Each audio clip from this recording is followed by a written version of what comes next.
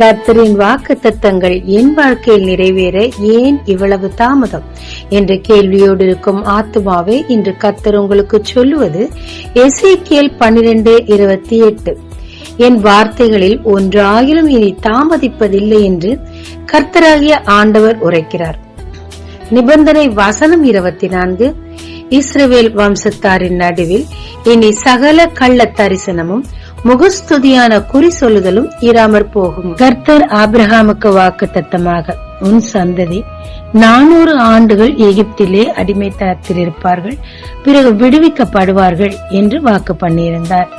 கர்த்தர் வாக்கு பண்ணினது தாமதிப்பது போல் காணப்பட்டது. ஏனென்றால் அவர்களுக்கு நெருக்கமும் வருத்தமும் அதிகமாயிருந்தபடியினால் தேவனை நோக்கி கூக்குரல் இட்டார்கள். ஆனால் அந்த 400 ஆண்டுகளில் ஒரே ஒரு நாள் கூட தாமதியாமல் கர்த்தர் அவர்களுக்கு விடுதலையை கட்டளையிட்டார். ஏற்ற காலத்தில் தீவிரமாய் செய்வேன் என்று கர்த்தர் சொன்னார்.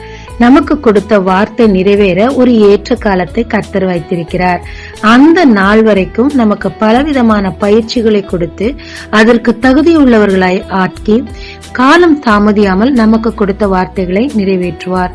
ஆனால் நம்முடைய முரட்டாட்டுத்தனம், தேவனுக்கு பிரியமில்லாத காரியங்கள், வாக்குத்தத்தங்கள் தாமதமாக காரணமாயிருக்கும்.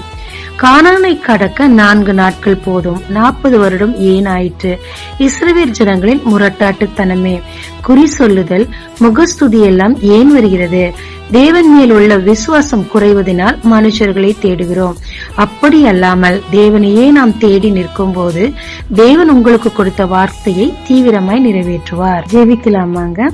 தேவரீர், எனக்கு நீர் கொடுத்த வார்த்தைகள் தீவிரமாய் நிறைவேற்ற போற தயவுக்காக நன்றி.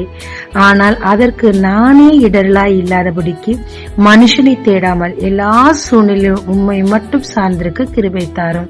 இயேசு மூலம் பிதாவே, ஆமென். இயேசு கிறிஸ்துவின் நாமத்தில் இந்த நாளில் உங்களை ஆசீர்வதிக்கும் ஜீசஸ் விஷன்.